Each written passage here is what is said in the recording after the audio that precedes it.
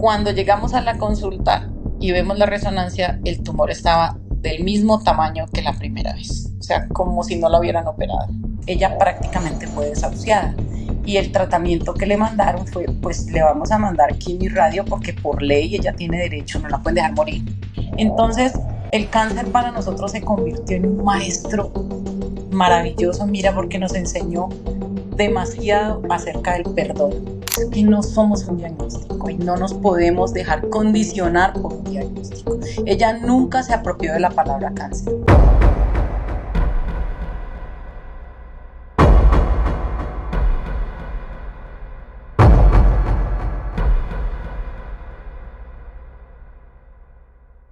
Muy buenas a todos.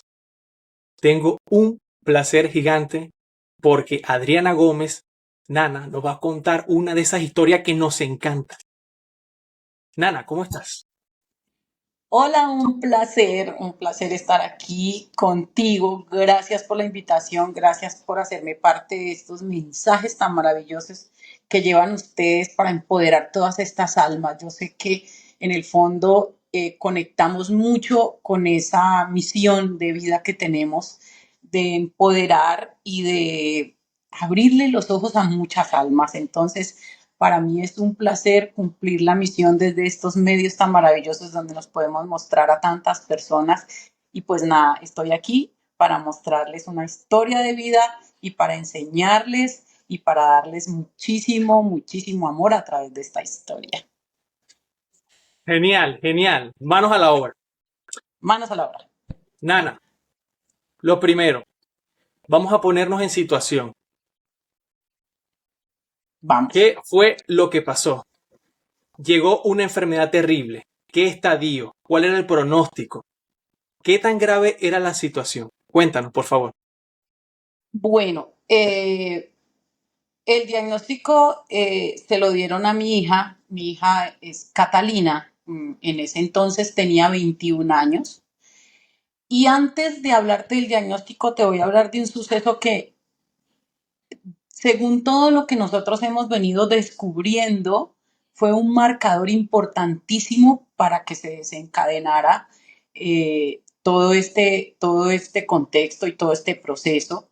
Y es que en octubre del 2022, el padre de Catalina decide abandonar el hogar. En unas circunstancias demasiado inexplicables, sin dar una explicación, sin decir nada, sin mostrar un precedente o un antecedente de que esto podría suceder. Entonces él toma sus cosas, se va. Entonces se fue el amor de su vida. Se fue superhéroe, se fue el Superman, el hombre con el que ella creció por 21 años, lo compartió todo, fue el hombre que cuando ella era una bebé, mientras yo trabajaba y él disponía de tiempo, todo el tiempo estuvo con ella, todo el tiempo jugó con ella, hizo tareas, fue un padre muy presente. Entonces, claro, el amor de su vida, su primer amor, un día decide partir sin ninguna explicación y ahí comienza todo. Eso fue en 2022, en octubre. En enero de 2023, en circunstancias muy, muy raras, muy inexplicables, la gatica, que era el amor de nuestras vidas, aparece muerta en el andén del frente de la casa. Sin golpes, sin envenenamiento, sin enfermedades, un animal completamente saludable aparece muerta y es otra pérdida y otro duelo por el que tenemos que atravesar. Y hago énfasis en esto porque ustedes se van a ir dando cuenta que a medida que vamos avanzando, el cáncer tiene un componente emocional, que si bien no es la única causa, es el conjunto de muchas cosas que se unen al tiempo o es un detonante, que en este caso fue nuestra salvación, fíjate, ¿no? Entonces pasa lo de Macarena, se llamaba nuestra gata, entonces empiezan dos duelos, tanto para ella como para mí, y en marzo del 2023 inicia el proceso del diagnóstico de Cata. Un día yo estoy trabajando y Cata me dice, un día anterior, el día antes me dice, del diagnóstico me dice, mamá, me duele la cabeza, pero di tú el clásico dolor de cabeza al que el 99.9% de las personas no le prestamos atención, corremos a tomarnos una pastilla que nos amortigua el dolor y nos camufla la causa y no hacemos nada más. Yo soy profesional de salud, soy fisioterapeuta, ejercí por 20 años, decidí retirarme por todo este proceso.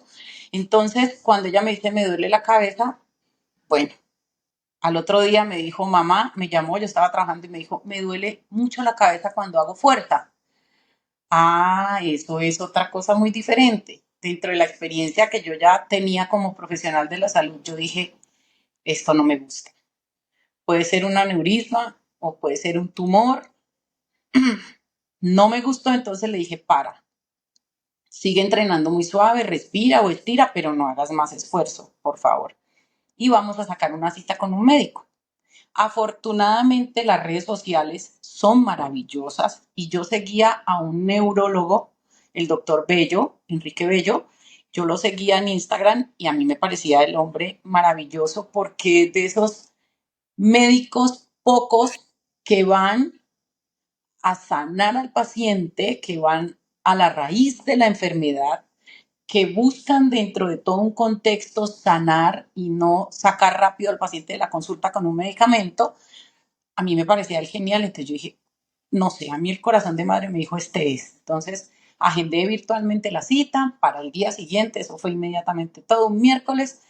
eh, Pasamos a la consulta pues virtual y él miró a Cata, le preguntó, ¿te ha dado mareo, ganas de vomitar, no sé qué, pérdida del equilibrio, tal, tal, tal? Nada, no, no, no, el dolor solamente fue así, así, la examinó lo que se puede mirar pues virtualmente. Le dijo, pues yo te veo perfecta por fuera, vamos adentro. No sabemos qué pueda estar pasando, es mejor evitar. Si no pasa nada, perfecto. Y si hay algo, a tiempo. Y así fue. Dijo, le tomas una resonancia, por favor, urgente, en tal y tal sitio que me da confianza. Yo vivo en Cali, nosotros vivimos en Cali. Él vive en Bogotá, pero conoce, ellos por lo general conocen entre ciudades cuáles son los sitios a donde pueden remitir a sus pacientes. Me dijo en tal lugar y listo. Entonces yo saqué la cita y solo había una cita para el otro día a las 3 de la mañana. Y yo dije, no importa, a las 3 de la mañana va a ser. Y nos fuimos en tremendo aguacero. Y llegamos allá, le tomaron la resonancia y como yo recibo todo en mi correo porque entiendo más, porque soy su madre, por responsabilidad, porque los jóvenes no abren el correo, porque ellos son un poco más deslazados de todo eso. Entonces ella salió del cuarto de resonancia y ella salió y a mí me cayó el resultado al correo. Entonces yo lo abro y veo la imagen y veo un tamaño tumor en el cerebelo. Entonces, oh my God, la que no me deja trabajar. Entonces yo dije, por Dios. Y entré rápidamente, o sea, la mente es muy rápida. Cuando uno es mamá y uno quiere proteger a su hijo, uno piensa muy rápido. Entonces yo dije, no le digo nada porque si le digo, va a entrar en shock y va a ser horrible. Entonces yo dije, no. Y ella me preguntó, ¿qué salió, mami? Le dije, no, yo no sé de esto. Pues yo soy fisio, pero el que sabe de esto es el neurólogo o el radiólogo. Claramente yo no sé, entonces esperemos a ver qué nos dice el médico. Pero yo me fui con él aquí. No podía llorar. Dije, no voy a llorar, tengo que controlarme porque es la estabilidad emocional de las dos. Es que es doble carga, es lo que le pasa a ella y es lo que me pasa a mí. Entonces, nos fuimos. Yo iba haciendo mi mejor papel como actriz para no mostrar nada. Llegamos a casa y como llegamos como a las 4, 4:30, ya dijo, mami, yo me voy a acostar a dormir, ¿te duele la cabeza? Sí, un poquito. Le dije, yo también me voy a recostar un rato mientras voy a trabajar, pero yo, ¿qué me iba a dormir? Me levanté a trabajar a las 6 de la mañana, me fui. Yo en mi labor de fisioterapeuta, mis pacientes no iban al consultorio, sino que yo iba a las casas de los pacientes a hacerles su fisioterapia a los pacientes. Yo me fui a trabajar. Yo dije, si me quedo en la casa, por Dios, yo la embarro, la embarro. Me fui a trabajar, le mandé los resultados al médico y el archivo no lo podía abrir, no le daba, que no sé qué, que no sé cuándo, voy a buscar por aquí, por allá. de todas maneras nos desconectamos un rato mientras él intentaba abrir y yo me puse a trabajar porque yo necesitaba tener mi cabeza ocupada. El hecho fue que no nos comunicamos. Cuando yo llegué a la casa en la tarde estábamos almorzando y yo había puesto el celular con la pantalla hacia abajo y estaba sin sonido y el celular había estado mostrando mucho llamada, llamada, llamada, pero no respondía. Cuando me dio por voltear el celular, habían una cantidad de llamadas y el médico me empezó a escribir también urgente, urgente, por favor, respóndeme urgente. Cuando yo volteo y veo eso y Cata está al lado y yo, ¿qué hago? ¿Qué hago? Y entonces le dije, Cata, el doc ya nos está hablando para el resultado, pero yo así hazte de cuenta que no pasaba nada. Y nos sentamos en el sofá y lo llamé y me dijo, Cata está al lado tuyo. Le dije, sí, señor. Me dijo, necesito que pongas el altavoz para que las dos escuchen lo que les voy a decir. Y yo, ok. Hola, Cata, ¿cómo estás? Y él, bien, doc, ¿cómo está? No sé qué, muchas gracias, tal. Cata, tienes una basurita en el cerebro, un tumorcito,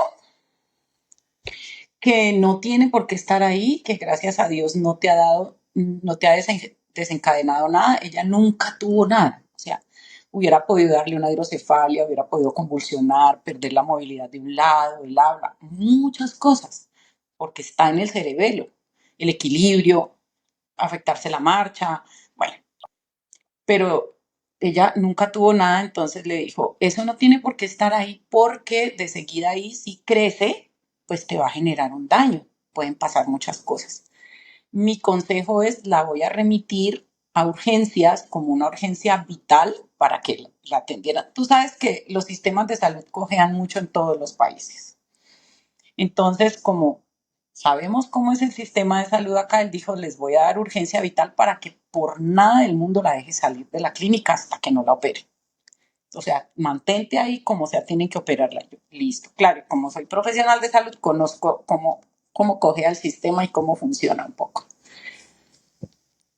Nada, ve y alista tu maletita, le dijo a Cata ya. Pero ella hizo cara como que no entiendo nada, qué está pasando, y yo también como que ella se subió a alistar la maleta y yo ya no aguanté más. O sea, ahí sí ya caí,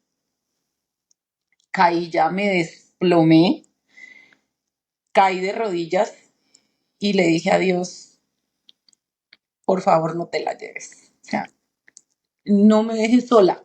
Es lo único que tengo. O sea, habíamos venido de pérdida, de duelo, en duelo, y yo sentía pues que ya había sido bastante. Y yo, Dios mío, no te la lleves, por favor. Entonces tomé el teléfono, llamé a mi hermana, porque Catalina es la bebé de la casa, a pesar de tener, ya va a cumplir 24, pero ella es la menor de todo el grupo familiar.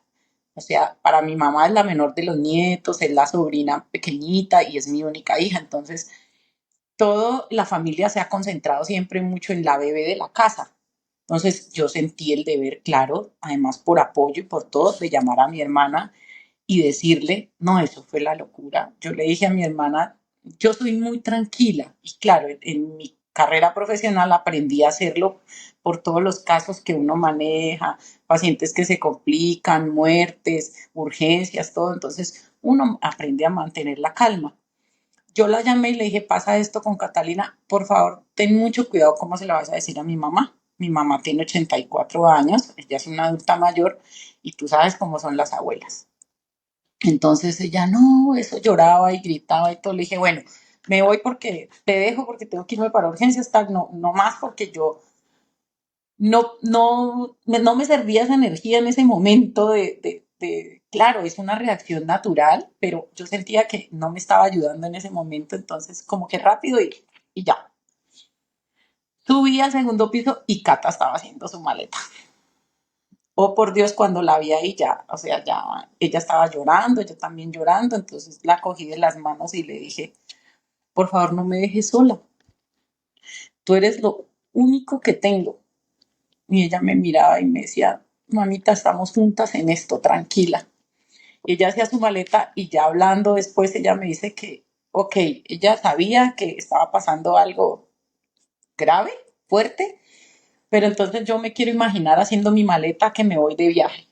que me voy para París, que me voy de paseo con la mejor actitud, voy a alistar esto y alistar esto. Entonces ella empezó a hacerse como una película bonita. Siempre ella ha tenido esa cualidad de que las adversidades siempre ella las toma como en primera instancia como si fuera su propio cuento de hadas y ella dice que ella pinta su día con sus propios colores, como ella lo quiere ver. Entonces, que ella se estaba imaginando que se iba de viaje y que estaba listando su maleta y ella carga 1 millón de cosas, te digo. Colores, colorcitos, pinceles, pincelitos, pinturas, pinturitas, papeles, libros, de todo porque ella es muy artística, entonces a ella le gusta todas estas cosas del arte, entonces ella se imaginaba, pues allá me pongo a pintar o me pongo a hacer cosas, entonces ella se fue preparada para todo. Y en un momentico estaba anotando en un papelito las claves de sus cuentas, del celular, de todo, por si pasaba algo. Entonces, cuando ella me pasó ese papelito, eso sí, uno de los momentos más fuertes, me dice, mami, aquí están mis claves de todo, por si pasa algo. Yo sentí que me moría en ese momento. Y yo, ok, hija, está bien. Alistamos la maleta, nos fuimos para la clínica, obviamente con una incertidumbre, a ti te dicen tumor y uno no sabe, ¿cierto? Es muy incierto. Nos fuimos para la clínica, llegamos allá, afortunadamente nos recibió un médico que acababa de llegar de especializarse en cirugías de base de cráneo, o sea, de donde tenían que operar a Cata. Es que las cosas milagrosas y maravillosas. Llegamos y nos recibió este médico y revisó los exámenes y dijo, efectivamente, tenemos que operarte.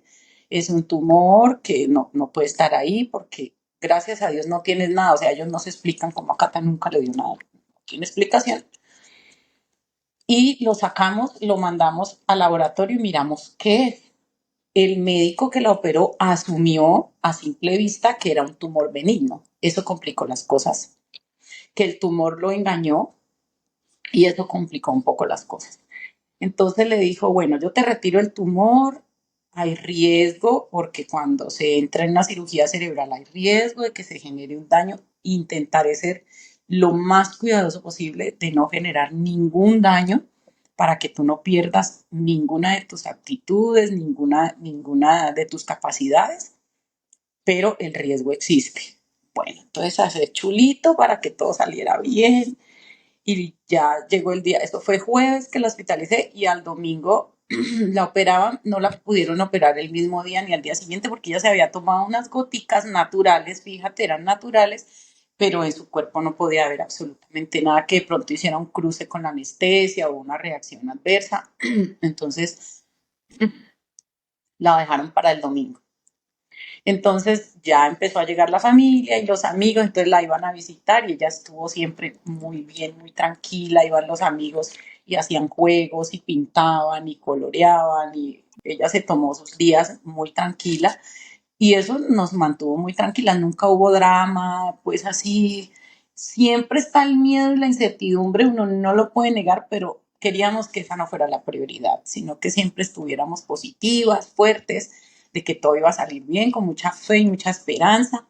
Llegó el día de la cirugía y Cata me dijo, mami, yo no quiero que lloren ni que estén tristes, yo no quiero que me manden esa energía, hagan como una celebración, hagan una fiesta, que todo sea bonito, yo necesito la mejor energía. Ella es una niña que maneja mucho el tema de las energías, para ella eso es muy importante. Entonces, ¿qué hicimos? Como pues dentro de la clínica claramente no se puede, afuera hay una zona verde y ahí nos reunimos, vi tú, unas 15 o 20 personas de los que la estábamos acompañando durante la cirugía. Encendimos velitas, pusimos música, nos pusimos a hacer manualidades con plastilina, entonces los amigos le iban haciendo una propia creación con plastilina, entonces uno le hicieron un zoológico, los otros que unas flores, no sé qué, y oíamos música, pedimos comida porque la cirugía duró 8 horas. Entonces fue mucho tiempo y si uno se pone a caminar por el pasillo 8 horas, figúrate, o sea, es muy, muy desesperante. Entonces se nos pasó el tiempo muy rápido. Hicimos esa ceremonia, prendimos velas, hicimos una oración y nos entretuvimos en eso, entre oír música, hacer manualidades, pintar cosas. cuando salió de la cirugía y ya me llamaron.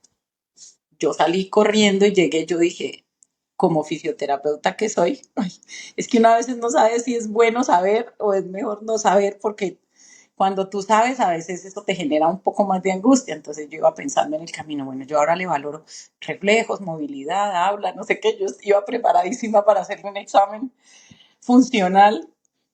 Y llegué yo y lo primero que le dije fue, ¿cómo te sientes? Y ella con esa sonrisa que ilumina, me dijo, súper bien, mami, todo perfecto. Y yo, mueve los dedos, mueve la pierna, apriétame la mano, mueve los ojos, no sé qué, y ya, está perfecta. Y yo, ay, Dios mío, salimos de esto, quedó perfecta. O sea, yo no podía creer que no tuviera ninguna deficiencia ni nada, porque igual la cirugía era un riesgo, funcionalmente.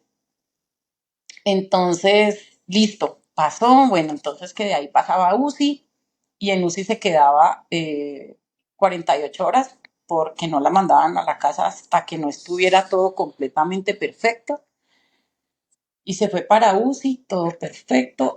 Ok, así, aquí hago el paréntesis de que tuve que enfrentarme varias veces al nutricionista y a las jefes de la unidad porque Cata no recibía comida.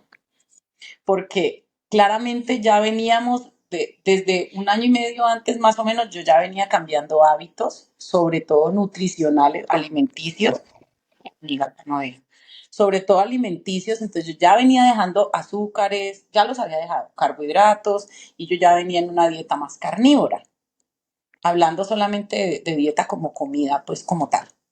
Entonces, Cata también ya venía amoldándose un poco a esa alimentación. Entonces, claro, ya no consumía harinas, ya no consumía tantos carbohidratos, ya no consumía azúcar. Y las comidas de las clínicas, tristemente, son avena, gelatina, jugos de frutas, sopas, arroz, no sé qué. Entonces, cuando llegaban la comida, iban y la volvían a... Pero ella, ¿por qué no está comiendo? Hasta que, claro, ya llaman a mamá, el nutricionista, ¿y qué pasa con Cata? Entonces yo les expliqué, yo les dije, lo que pasa es que Catalina no come carbohidratos ni azúcares. Ay, ¿por qué? Pero se le va a bajar el azúcar y entonces se puede desmayar y no sé qué, y no sé qué. Entonces yo les dije, por decisión mía. Ay, ¿por qué? Yo les dije, porque yo estudio nutrición y yo le asesoro su alimentación.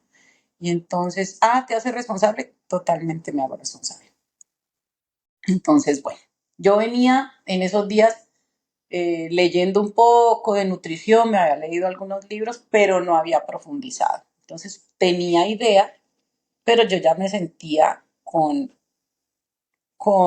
la seguridad de hablarle a un profesional y sabía de lo que estaba hablando. Entonces te autorizamos que le traigas comida de afuera. Entonces, alguien me relevaba y yo venía acá y yo le llevaba su proteína, sus grasas y su agua. Y eso era lo que comía, proteínas, grasas y agua. En ese tiempo la suplementaba también con una proteína de animal de muy buena calidad, entonces eso era lo que le daba. Y un día, el día que íbamos a salir de UCI, la niña hizo una fístula. Una fístula es un orificio que se hace donde la operan, por donde se fuga el agua del cerebro, el líquido cefalorraquídeo, el que transita por todo el sistema nervioso. Él desde el acueducto del cerebro va por la médula espinal, por la columna, va hasta abajo, vuelve y sube. Entonces es un acueducto que lo que hace es mantener las presiones y amortiguar el cerebro en caso de impactos. Mantiene también la homeostasis en el sentido de bacterias, virus, todo es un sistema de protección también. Entonces, ese líquido se le empezó a salir a ella por la nariz. La cirugía fue acá atrás y se le empezó a salir por la nariz. Entonces, cuando yo la estaba bañando ya para vestirnos e irnos, ella me dijo, mamá, me está saliendo mucha agua por la nariz y yo ya sabía. Entonces le dije, ay, vamos a decirle al médico y de aquí no nos movemos hasta que el médico no nos diga qué pasa. Le dijimos al médico y dijo, se queda, es líquido cefalorraquídeo, hay que corregir esa fístula y nos quedamos. Bueno, nos quedamos en UCI ese día, le empezaron a dar un medicamento que lo que hace básicamente es deshidratarla un poco para que disminuya la cantidad de líquido y se fugue menos y esa fístula no haya ese huequito ahí no haya tanta humedad y selle y pegue. Eso fue lo que hicieron, entonces al otro día ya había entonces quietud, no le podían hacer terapia, solamente podía estar acostadita por un lado, quietica, y al otro día nos pasaron a la habitación y empezó a mejorar, ya súper quieta, juiciosa, o sea, solo medio se movía, se ponía en posición semisentada para comer y no más. Entonces, ya la fístula los días se corrigió, se van para la casa, perfecto, vuelven en 2 meses con el resultado de patología del tumor. Ahí es donde empieza la historia, fuerte. Listo, nos fuimos para la casa, todos los cuidados de una cirugía. Entonces, ¿qué hago yo? Decido retirarme, renunciar al trabajo, porque no me daba el tiempo ni las fuerzas para atender pacientes, hacer informes, estadísticas cada mes, historias todos los días, atender. Yo atendía muchísimos pacientes y entre eso, hacer órdenes de Catalina, hacer autorizar, sacar citas, era una locura. Entonces nos pusimos de acuerdo y dijimos, ya, ya no más porque me va a enloquecer, somos las dos solas. Yo no tenía apoyo en ese sentido, entonces, y no me gustaba dejar esas cosas en manos de nadie porque yo sentía que yo era la indicada para hacerlas y para que todo saliera bien.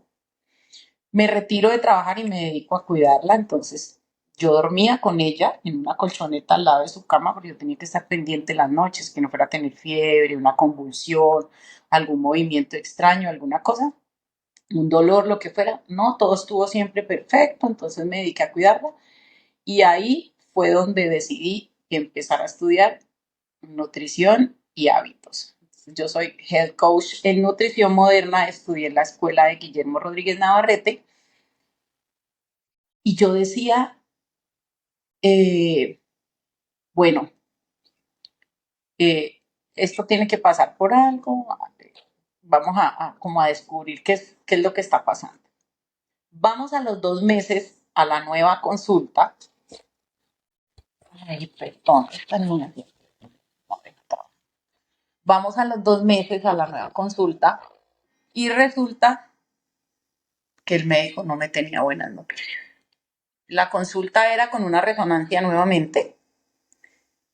A mí la resonancia, los resultados nunca los pude ver en la plataforma, no sé por qué nunca estuvieron ahí, porque las cosas pasan como tienen que pasar. Cuando llegamos a la consulta y vemos la resonancia, el tumor estaba del mismo tamaño que la primera vez, o sea, como si no lo hubieran operado. Creció en 2 meses, eran 4 centímetros de diámetro más o menos, que eso es muy grande, y ahí estaba nuevamente. Cuando llegamos ya el informe de patología estaba, porque ese informe se demoró muchísimo, por lo que te digo que el sistema cogía mucho. Cuando llegamos, el médico la pasó con su ayudante a que la examinara, le valorara su herida, reflejos, fuerza, todo, y él se quedó conmigo en el escritorio dándome la noticia. Entonces él no dijo mucho delante de ella, pero me dijo, mira, me mostró la pantalla, mamá, el tumor volvió a crecer, el tumor nos engañó, no es un tumor benigno, es un tumor maligno, es un cáncer cerebral. Entonces, cuando a ti te dicen cáncer cerebral, tú dices, se murió, porque ese es el concepto que tenemos del cáncer, y más si es en el cerebro, figúrate. Entonces me dijo, hay que volverla a operar. Yo no podía creer que tocaba volver a empezar otra vez de ceros y debe hacer un protocolo de quimioterapia inicialmente y luego radioterapia con quimioterapia al tiempo. Entonces, cuando a ti te dicen quimioterapia, por toda esa mala información y cuando te dicen cáncer y radioterapia, o sea, tú te imaginas lo peor, el peor panorama, el más oscuro. Y siendo yo profesional de salud, aún así yo veía las cosas muy oscuras. Claro, porque estuve en el medio en el que el cáncer se maneja de esa manera. Yo ahora lo veo y lo manejo de una manera totalmente diferente porque ya lo aprendí. Bueno, yo ese día no me aguanté y ese día sí lloré en presencia de ella. Entonces el médico dijo, vayan a la UFCA, Unidad Funcional de Cáncer, pero él no dijo qué era. A la UFCA, radiquen estos papeles y ellos se encargan de iniciar con su protocolo de quimioterapia. La radioterapia no se puede iniciar ya o sea, porque primero hay que operarla, le hacen quimio, hay que operarla y después de un tiempo de la cirugía ya viene la radio, no se le puede hacer ahí mismo todo. pero vamos a empezar con unas quimioterapias. Bueno, a operarse otra vez. Entonces dijo, vayan a la UFCA y radiquen todo, allá las asesoran bien cómo es todo, la UFCA. Pero ella no, o sea, ella no captó, porque ella estaba allá y cuando llegó acá ya estábamos como hablando de lo último. Pero algo alcanzó a percibir, nos fuimos cogidas de la mano y antes de subir las escaleras ya para llegar al edificio donde íbamos a tomar el ascensor, ella me mira a los ojos con sus ojitos encharcados y me dice, mamá, ¿tengo cáncer? ¿Cómo le digo yo que sí al amor de mi vida? O sea, no. Ella me coge de las manitos y me dice, mamá, ¿tengo cáncer? Y yo le digo, no. Ay, yo no sé de dónde sacó tanto cuento, la verdad. No, ¿cómo se te ocurre? No, eso te operaron y ahora te queda una basurita y te la van a retirar y te van a hacer un tratamiento preventivo, pues para que ya no vuelva a salir, porque no nos la vamos a pasar en estas, pero tú no tienes cáncer. No, pero yo estaba, yo no, tú estás bien. Y ya, entonces, vamos a dejar los documentos. Ahí fuimos y la famosa UFCA era Unidad Funcional de Cáncer y cuando tú llegas a esa unidad es un letrero gigante. Y ella llegó y lo primero que vio fue ese letrero, o sea, blanco es, gallina lo pone, ya no le podía seguir mintiendo más. Y tú llegas y el panorama, pues las personas son muy pálidas, muy lánguidas, muy delgadas, con cara de muy enfermas y ella no se sentía así y ella no estaba así, o sea, lo que ella me ha dicho después en conversaciones, mamá, yo no pertenecía, yo sentía que no pertenecía ahí.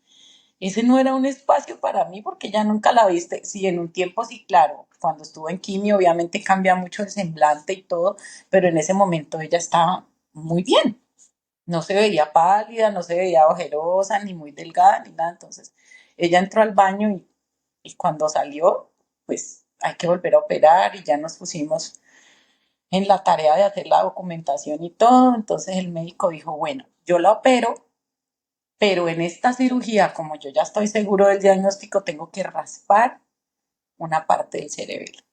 Entonces, cuando a ti te dicen raspar cerebelo, llevarse como pedacitos de cerebelo, él dijo, hay aún más riesgo ahora de que haya alguna secuela.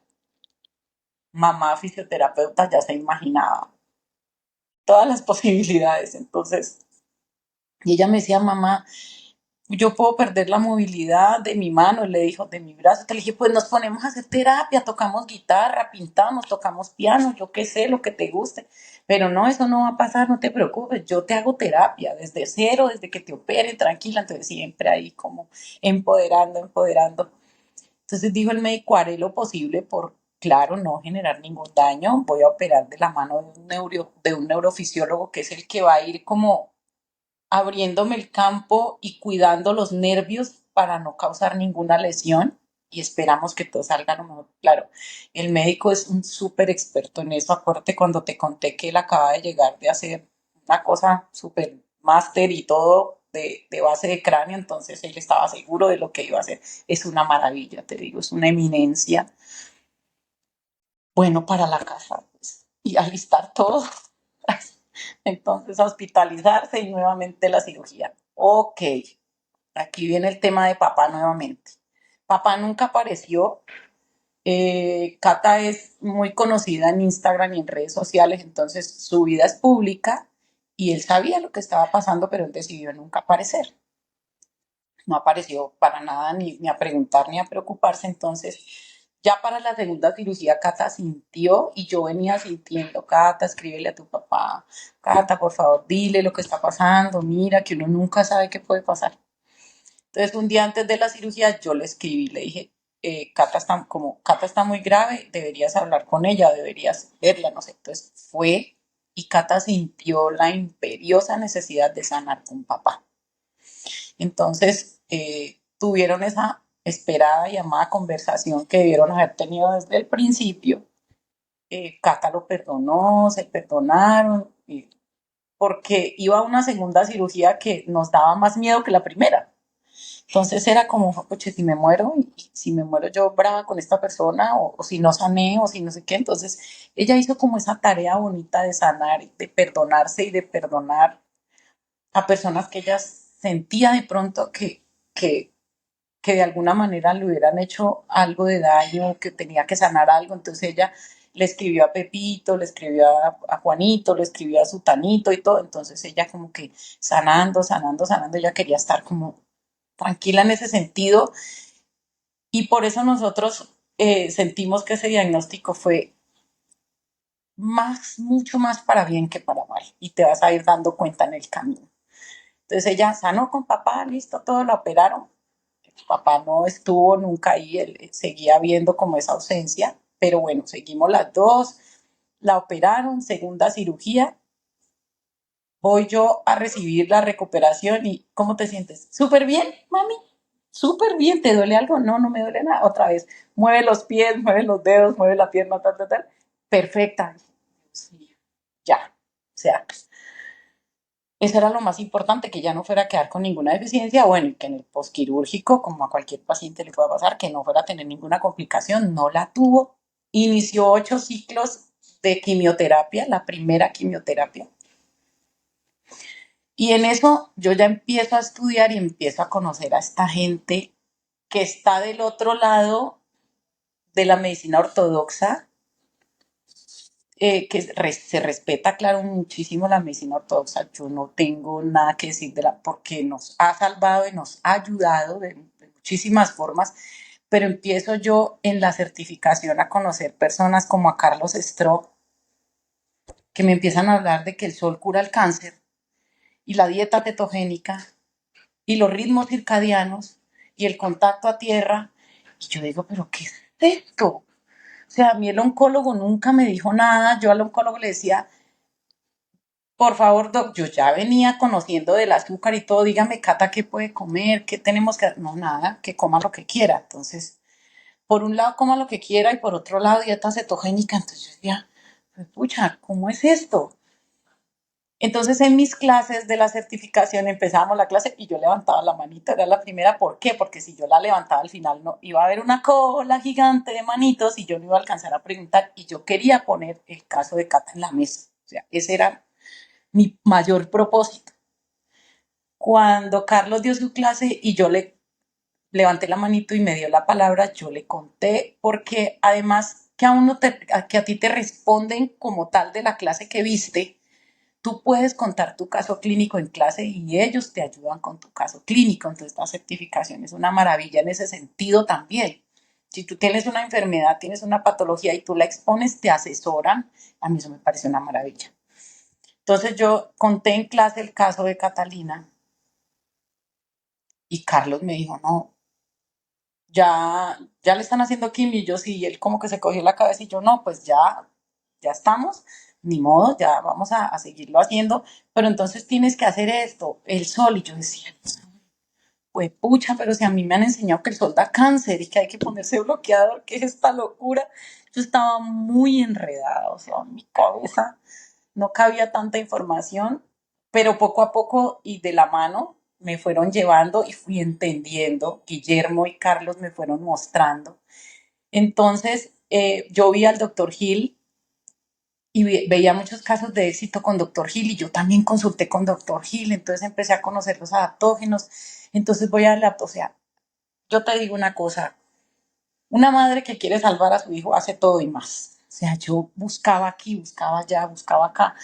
Y yo decía, bueno, voy a hacer todo. La quimio y la radio no puede ser lo único, tiene que haber más. O sea, tienen que haber cosas que, que se puedan hacer alternativamente, ¿no? En conjunto, no tiene que ser solamente esas dos cosas. Y yo sabía, tenía conocimiento que la quimio sabemos que es muy tóxica, es de alta toxicidad. Entonces, ok, te mata las células cancerígenas, pero por ahí te va matando lo bueno también. Entonces yo decía, pues hay que protegerla de esto de alguna manera. Y empecé a aprender y empecé a leer mucho con Ernesto Prieto Gratacós, que es un científico que se dedica muchísimo al tema del cáncer, lleva más de 40 años. Empecé a estudiar con él también y empecé a entender. y con personas que me llevaron por la mano del cáncer también desde lo emocional. Entonces empecé a juntar esas piezas y empecé a entender el cáncer. Entonces tocó empezar a ser más drástica con los hábitos, a pesar de que ya veníamos conociendo un poco de que hay que dejar el azúcar, pero así como a grandes rasgos, no, es que hay que cortarla de raíz. Es que no debes comer fruta, es que no debes comer carbohidratos, es que solamente tienes que comer carne. Y yo, pero la carne da cáncer, eso es lo que a mí me han dicho. Entonces, con las explicaciones de estos maestros y en las clases de todos los sábados y leyendo todo lo que ellos nos ponen en la comunidad, empecé a entender. Entonces, cuando ella empezó en radioterapia, empezó a hacer ya radioterapia, lo primero que le dicen es, no se vaya a solear, cuidadito con asolearse porque ya el efecto de la radio y más del sol es dañino. Tienes que ponerte esta crema porque si no la piel se te rompe, se te parte, no sé qué, y como tenía una cirugía y ahí la iban a irradiar, entonces hay que ponerse crema para cuidar la piel. Y a mí Carlos me había dicho, nada en la piel, nana. Si le vas a poner algo, solo le pones agua de mar. Entonces me explicó. Entonces compré el agua de mar y yo le ponía agua de mar. Entonces la soleaba en radioterapia. Claro, no ahí directamente donde estaba la cirugía, pero sí el resto del cuerpo. Entonces es algo que no te cuentan, que no te enseñan. Entonces empezamos con una rutina diaria de recibir el sol. Así estuviera en quimio, así estuviera en radio, así estuviera en como estuviera, el sol es de las cosas que nosotros no negociamos hasta el día de hoy. Entonces, sol todos los días con responsabilidad, no es acostarse y tostarse ahí como un camarón, ponerse como un camarón, no, con responsabilidad. Mucho más estrictas en la dieta, mucho más estrictas en la dieta, muy cetogénicas, cuidando, empezando a conocer qué es esto de la luz blanca, por qué la luz blanca hace daño, qué tiene que ver la luz roja. Cambiamos los bombillos de la casa por luz, o sea, muy juiciosa. O sea, para mí lo que me decía Carlos Guillermo y lo que aprendía de Ernesto, para mí era el Padre Nuestro y era lo que teníamos que hacer. Exactamente, entonces a cambiar las bombillas, a comprar la tarjeta Espiro para que ella se protegiera del electromagnetismo, que la tuviera en su celular todo el tiempo, a caminar descalzas. No, muérete, al principio fue súper difícil. Es que me pica, es que el mosquito, es que el pasto me pica, es que mamá, qué horrible, es que si me pongo negra los tatuajes se me ven feos, es que yo no me quiero poner negra. Y ya Cruz, que es la eminencia en Sol y en Cáncer, es un neurocirujano, él dijo, ella tiene que cambiar el color de su piel. O sea, él y Carlos me lo dijeron así, o sea, tiene que cambiar el color, tiene que ponerse negra. Es la única manera. Y me lo explicaban fisiológicamente porque entonces yo, Dios mío, en esa impotencia que no quería, bueno, poco a poco yo le iba contando lo que Carlos me explicaba. Carlos habló con ella, es un ser humano maravilloso, él habló con ella, le explicó cosas y ella fue empezando a entender. Entonces fuimos pegándonos del sol, fuimos aprendiendo qué eran los ritmos circadianos. A mí eso nunca me lo enseñaron en la universidad, yo no tenía ni idea qué era eso. La nutrición, el sueño, bueno, el descanso, el grounding, todo esto.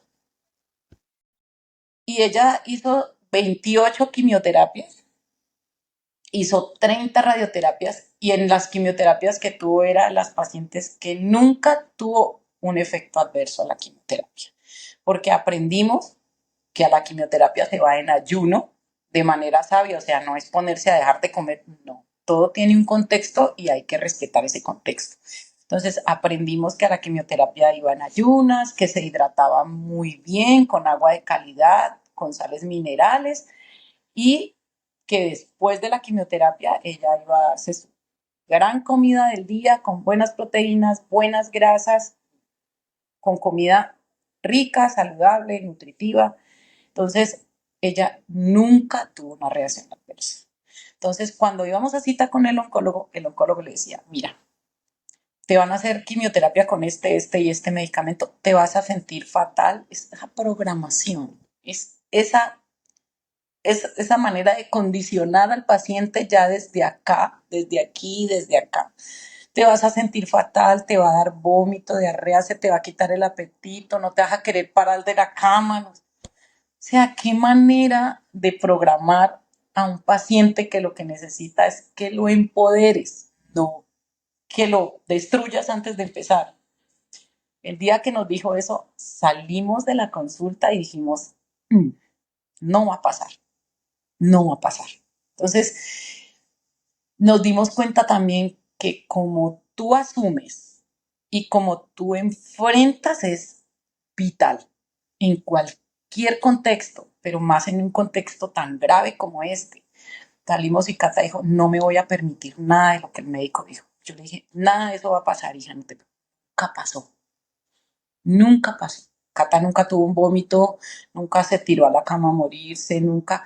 Cuando se le empezó a caer el pelo, claro, fue un suceso que sí fue un poco más fuerte, pero de resto no, nunca hubo esos malestares que tienen que aparecer por efecto del medicamento. Claro, si eres un paciente que va lleno a quimioterapia y aparte de ir lleno, vas lleno de carbohidratos, lleno de azúcares porque has comido cereal, te has tomado un poco de leche, un jugo de naranja, has comido pan, has comido una cantidad de basura, ¿tú qué le puedes pedir a tu cuerpo si no le estás dando el combustible adecuado?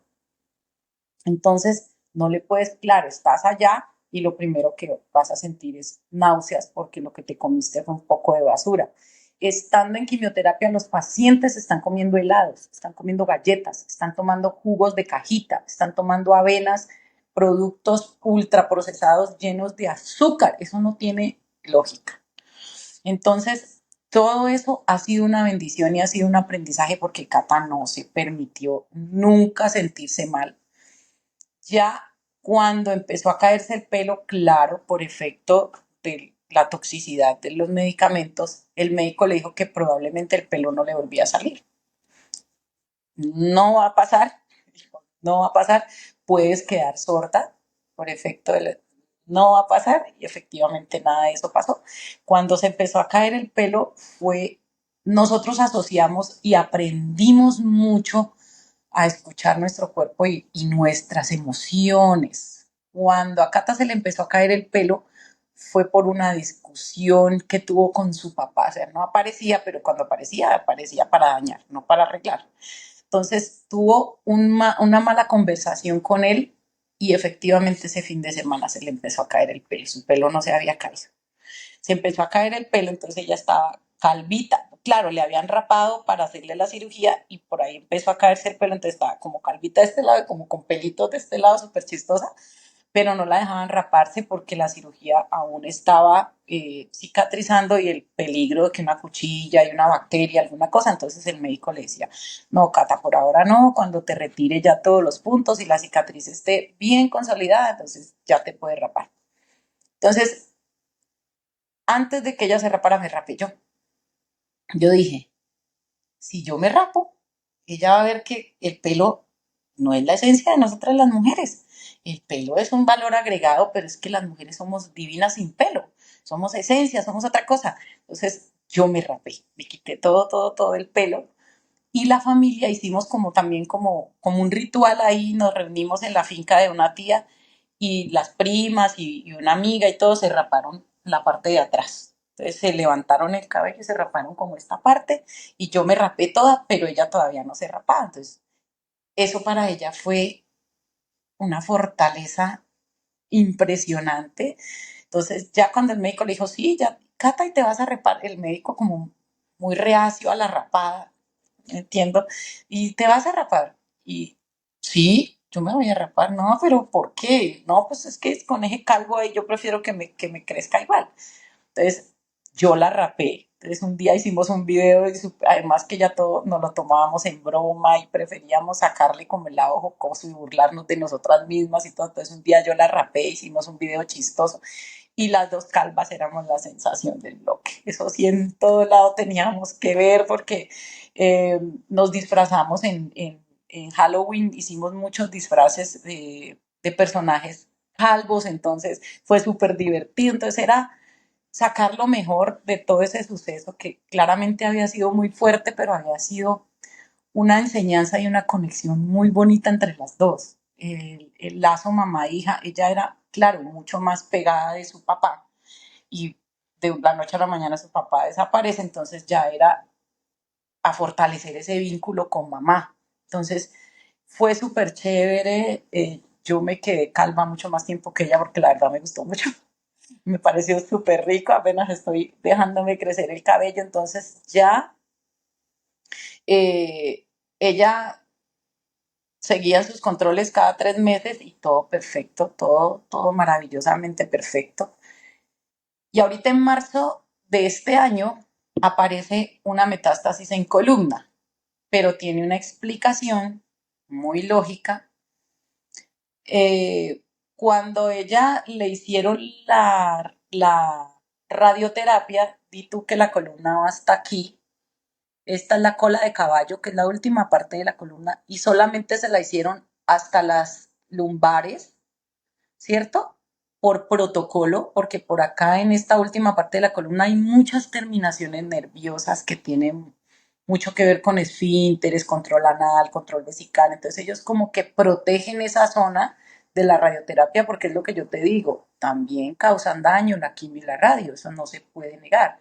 Entonces hubo células, claro, como yo te digo que ese acueducto está rondando, todo el tiempo está circulando ese líquido, hubo unas células que bajaron por gravedad, se asentaron y se quedaron en esa cola de caballo, así se llama, la caudequina. Y ahí se quedaron y ahí no se hizo radioterapia. Entonces, ellas, por un poco de efecto de la radioterapia y la quimioterapia, quedaron ahí como dormidas, ¿cierto? Claro, como esa zona tampoco le llegaba el sol directamente inicialmente, porque pues lógicamente estaba muy irradiada, y yo te digo, ella tomaba el sol en el resto del cuerpo, pero no directamente en la zona donde da la radioterapia. Entonces aparecen unas celulitas ahí. En este marzo de este año, en una resonancia de control, aparecen unas células muy insignificantes porque ya no tienen fuerza como tumor, como la primera vez que el tumor era muy maligno. El tumor de Catalina es un tumor que solo le da bebés, o sea, es un caso supremamente extraño en una chica de la edad de ella porque es un tumor que solo le da bebés hasta los 5 años y que los mata, ¿no? Es un tumor muy, muy maligno que generalmente los mata, pero en un adulto es doblemente peligroso. Entonces ella prácticamente fue desahuciada y el tratamiento que le mandaron fue, pues le vamos a mandar quimio y radio porque por ley ella tiene derecho, no la pueden dejar morir. O sea, no, no le hagamos nada porque es que se va a morir, o sea, eso legalmente no es válido. Entonces le mandaron su tratamiento, pues como que, para que no digan que no hicimos nada, pero como que ya estadio 4 no hay mucho que hacer, porque era un tumor, un méduloblastoma de estadio 4, o sea, ya un estadio casi que final.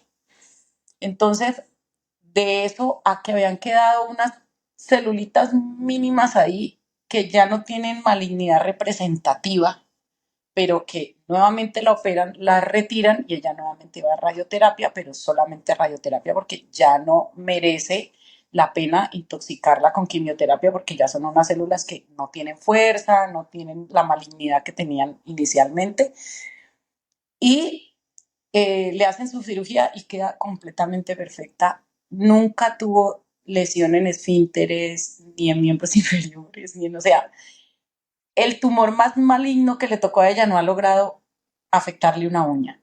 Lo único que ella tiene son cicatrices de sus cirugías como el catéter, la cirugía de cabeza y la cirugía, pero funcionalmente a ella no la ha afectado absolutamente. Es un tumor que crece rápidamente, fíjate que en 2 meses creció de una manera desmedida, es un tumor que literalmente busca matar al paciente, son células demasiado malignas, pero estamos ahí diciendo siempre, se puede, hay que hacerlo, pero no podemos quedarnos solamente con 2 herramientas que nos ofrece la medicina ortodoxa.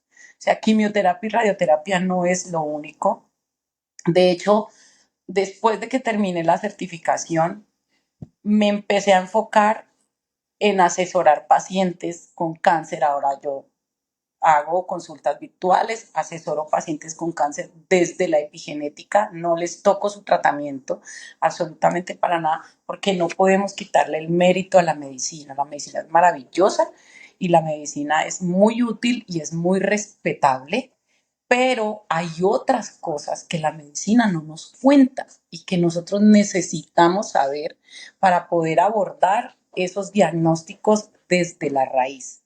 Entonces, aprendo yo cómo es que se genera el cáncer, cómo es que ocurre fisiológicamente y digo, ok, claro, entonces esto es lo que hay que hacer. Entonces hay que tomar el amanecer, hay que tomar el atardecer, hay que tomar el sol del mediodía, hay que vivir en exteriores, no tanto en interiores. Cambiamos de casa a una casa que ahora tiene mucho más verde porque estamos mucho tiempo acostadas en el pasto recibiendo el sol. Ok, entonces, ¿de qué se alimenta el cáncer fisiológicamente? De azúcar. Entonces, el efecto Warburg, aprendí cómo es el mecanismo de que una célula cancerígena vive por fermentación, que no necesita oxígeno. Yo decía, pero ¿cómo puede vivir una célula sin tener oxígeno? Si es la base de la vida, la respiración. Entonces, cuando uno aprende realmente cómo es que se ocasiona el cáncer y cuando aprende que no es solamente un componente, que no podemos hablar solamente de luz azul, solamente de voltaje de la célula, de azúcar, sino que también hay componentes emocionales. Y juntamos todo eso, la logramos. Yo te digo que no hay diagnóstico que nos mate si nosotros ponemos todas esas piezas y armamos ese rompecabezas de la manera adecuada. Si tú solamente vas aquí media radio, te van a mandar a comer de todo. No se puede comer de todo, claramente. Además, todos los cánceres no se alimentan solo de azúcar, hay unos que se alimentan de grasa. Entonces, hay que conocer el contexto. Pero a ti el médico nunca te dice, tu cáncer es así, se alimenta de esto, quita esto, pon esto, no haga. Nunca lo, mira, hasta última hora.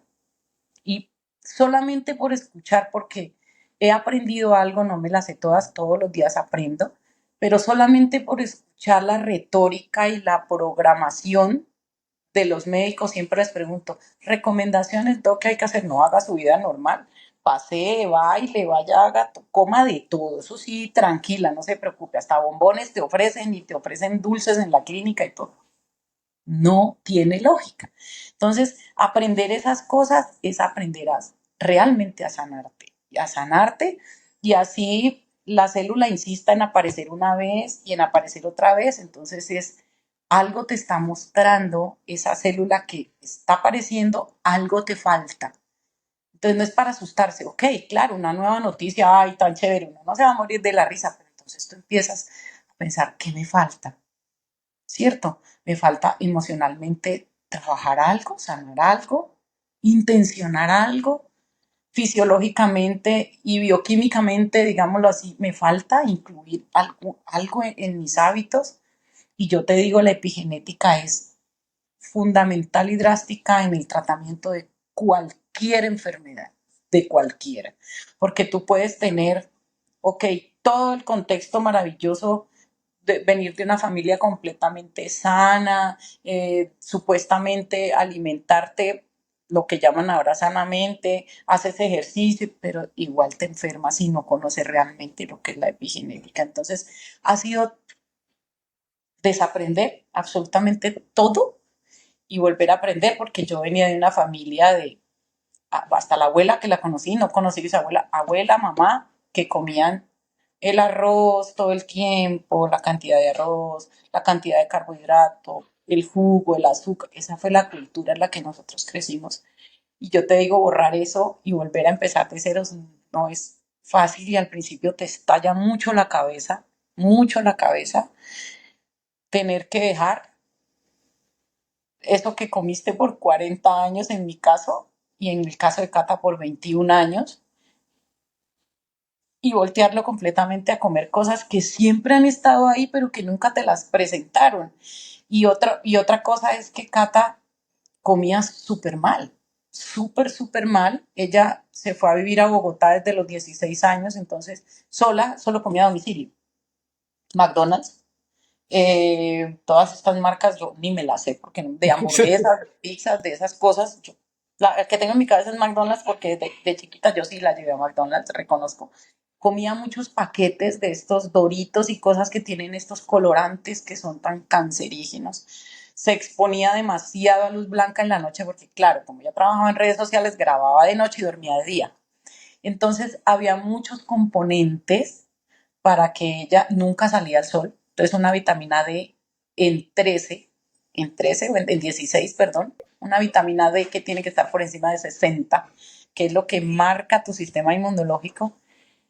Claro, porque nunca salía al sol, entonces empezar a quitarle paquetes, dulces, eso es bastante complejo, pero eso es realmente lo que a ti te sana en el tiempo. Claro, en un mes que tú dejes los paquetes, que dejes el azúcar, que incluyas lo que sana, no te vas a sanar totalmente en un mes porque es que esto es cuestión de revertir algo que viene por 20 años o por 40 años. Antes hay que darle gracias al cuerpo que es demasiado benevolente y demasiado sabio, que nos esperó tantos años para hacer estos cambios. Entonces, el cáncer para nosotros se convirtió en un maestro maravilloso, mira, porque nos enseñó demasiado acerca del perdón. O sea, yo nunca había tenido un concepto tan maravilloso y tan claro del perdón. Claro, cuando a ti te abandonan, como mujer hablo, cuando a ti te abandonan y ya te das cuenta en el tiempo que esa persona se fue por otra persona y todo, tú en el momento de la crisis quisieras cogerlo y matarlo. O sea, sacar tu rabia y lo peor de ti y de esto. Pero viene este maestro y nos enseña que son todas esas cosas las que estamos invitadas a trabajar, a mejorar y se convierte en un maestro y que la hija tiene que sanar a papá y entender desde las circunstancias qué pasa, por qué pasan las cosas. Entonces ha sido un maestro maravilloso porque hemos cambiado física, mental y emocionalmente. Entonces, decimos que no nos podemos sentir mejor en nuestro mejor momento porque la vida nos ha cambiado muchísimo. Ahora vivimos las dos solas con dos gatos, ella que no me deja trabajar porque siempre está aquí encima mío. Y ahora nos dedicamos mucho a nosotras. Era algo que antes quizás teníamos muy olvidado. Una mamá se olvida mucho de sí misma por cuidar de su hogar. Uno cuida hasta del perro, hasta del gato. La mamá es la que está pendiente de todo, del esposo, del hijo, de la casa, del mercado, de los recibos, de todo. Y Cata se había descuidado mucho porque ella estaba más pendiente de las redes sociales y de su comunidad que de ella misma. Entonces estaba más pendiente de lo de afuera que estábamos, más pendientes de lo de afuera que de nuestro interior. Entonces ha sido maravilloso porque en ese sentido hemos cambiado, nos ha servido un montón, sentimos que ahora somos mucho más presentes, mucho más felices, mucho más conscientes. Aprendimos a ser felices con lo simple, con lo sencillo, y tú nos deleitamos mirando una flor, una mariposa, cosas que antes uno nos damos un paseo en el campo, andamos descalzas y para nosotros eso es ser millonarias. Disfrutar y disfrutar ese tiempo juntas y estar más presentes y tomarnos todo esto como una manera de encontrarnos a nosotras mismas y de ser felices. Hay muchas maneras de ser felices. Hay gente que busca la felicidad en el placer, en el dinero, en las parejas. Yo qué sé, nosotras aprendimos a encontrar la felicidad en nosotras mismas entonces y a entender que todo es posible y como dice Cata, si lo crees, lo creas. Eso es otra cosa que nos ha enseñado el cáncer, porque en otra mentalidad y en un cuerpo y en una mentalidad más débil ella ya no estuviera. O sea, ya no estuviera. Yo he sido muy fuerte y he intentado contagiarla a ella de esa fortaleza. He sido muy tranquila. Claro, he tenido momentos en los que me he desplomado, pero también entendimos que es válido llorar, que es válido hacer esa catarsis y que todo eso hace parte de la vida y hay que hacerlo y eso lo mantiene a uno, como dice ella, hay que ir desocupando el vaso para irlo nuevamente llenando. Entonces, esa es más o menos la historia. En este momento, Cata está por ahí trabajando en sus redes sociales. Yo trabajo con mis pacientes virtualmente. Bueno, tenemos otros proyectos, pero estamos vivas, estamos felices y estamos muy agradecidas. Qué clase de historia más bonita. De verdad, Nana. Es que no tengo ni que preguntarte más nada. Es que No, ya fantástico. estamos, ya todo está dicho. Escucha, y cómo la cuentas también es muy fantástico porque queda todo claro. Comenzaste hablando del componente emocional de la enfermedad como el cáncer. Luego comenzaste a hablar de cómo programarse para vencer al cáncer. Hay que programarse para la victoria y no Claro dejarse que sí. programar para la derrota. Exactamente. Hablaste de que no hay que quedarse de brazos cruzados solo utilizando dos herramientas, que hay mucho más que hay que investigar, que hay que leer y que hay que volver a lo natural. Sí, así Es que es. es increíble. Y el mensaje más importante que dejaste al final es que sí se puede, que sí se Se puede puede. con amor y con perdón y con trabajo, sí se puede. Y bueno, Claro que se puede. No, no nos podemos dejar condicionar por un diagnóstico. No somos un diagnóstico. Somos lo que nosotros queremos ser.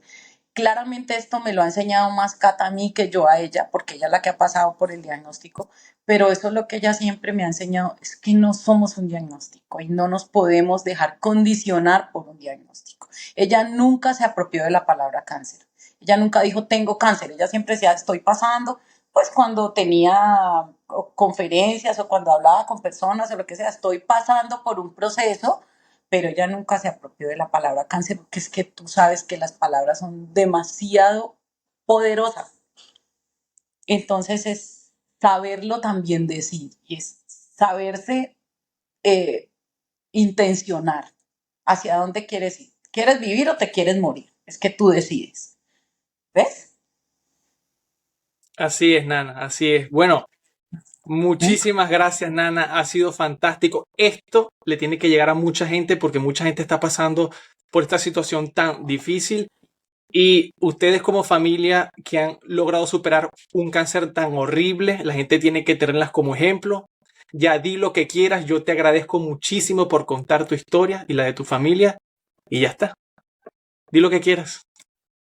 Muchísimas gracias porque por espacios como este y por personas tan maravillosas como tú, es que nosotros hemos podido empoderar a otros. No sabes la cantidad de personas que nos escriben, que nos piden el consejo, que nos piden ayuda o que consultan conmigo. A mí me encuentran en mis redes como Nana Vitality. Allí las personas a veces me hacen preguntitas al DM sencillas y yo les respondo porque tú sabes que un paciente es un contexto y uno no puede hablar en general para todos los pacientes la misma fórmula.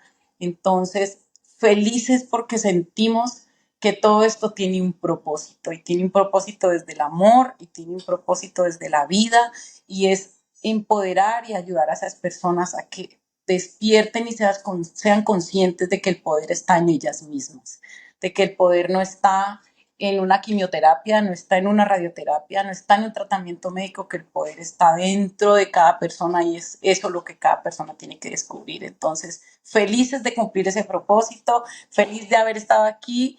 Gracias, muchísimas gracias por hacernos parte de toda esta maravilla que te estás haciendo y te felicito porque esto es una tarea muy, muy hermosa y solo personas como tú se le miden a hacer todo esto.